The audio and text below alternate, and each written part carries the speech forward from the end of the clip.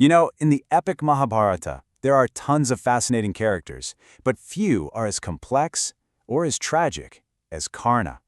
This guy was a warrior with unbelievable power, a man known for his incredible generosity, and yet his story is this huge flashing warning sign about how even the best of us can end up on the completely wrong side of things. So, let's get into it. This is the big question, right? This is the puzzle at the heart of Karna's life.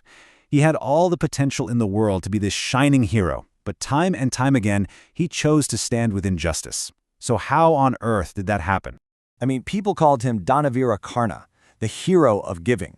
He would literally give you the shirt off his back if you asked. His skill with a bow, second to none.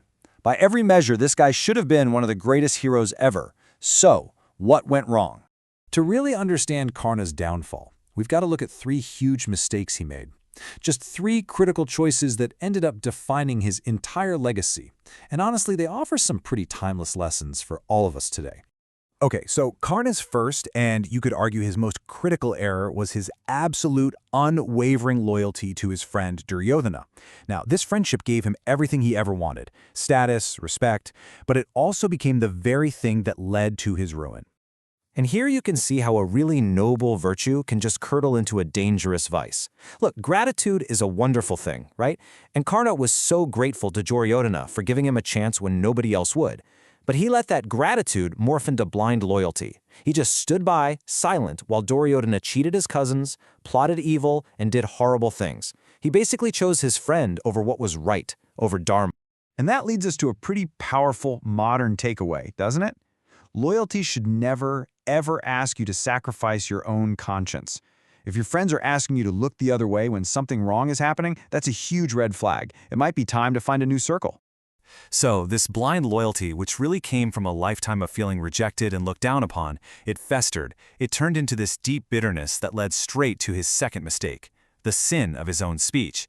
This is where we see how a poisoned soul can just erupt in a moment of absolute, unforgivable cruelty. Remember that infamous scene, the public humiliation of Draupadi, the wife of his rivals? Karna didn't just stand there silently like some of the other elders. Oh no.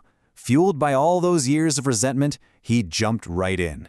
He called her unvirtuous and cheered on her disgrace in front of the whole court. His words were just daggers. And this part is so crucial. According to the laws of Dharma, encouraging a crime, instigating it, is just as bad as actually doing it. So Karna's verbal assault, it made him just as guilty as the people who were physically harming Draupadi. He wasn't some innocent bystander. He was an active participant.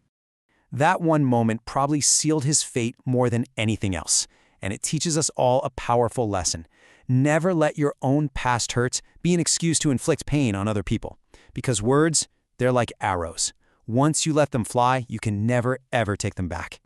All right, Karna's third and final mistake. This one is maybe the most tragic of all. Why? Because it involved him betraying the one thing he held most dear, his identity as an honorable warrior. And this all went down during the Great War. The target was this young warrior, Abhimanyu, the 16-year-old kid, all alone, trapped and exhausted.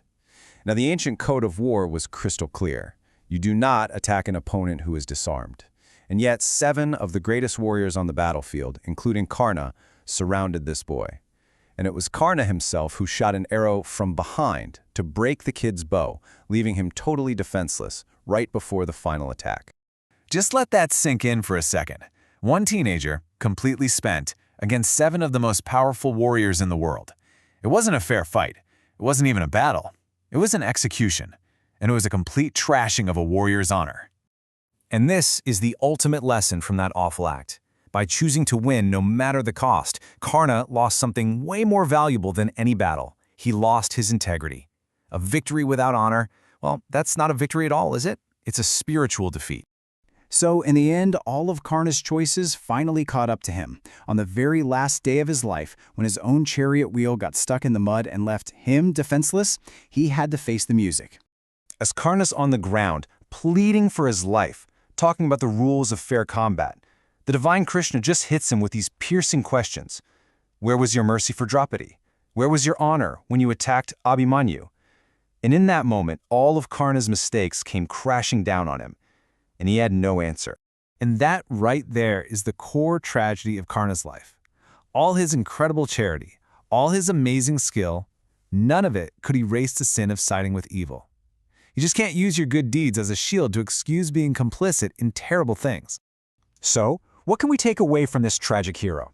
Well, it boils down to 3 simple but really profound lessons. First, choose your friends carefully, because loyalty to the wrong people can corrupt even the best of us. Second, get a handle on your words, because they have the power to create wounds that never ever heal. And finally, always fight fair, because true victory isn't about winning, it's about how you win. And that, my friends, is a choice that every single one of us has to make.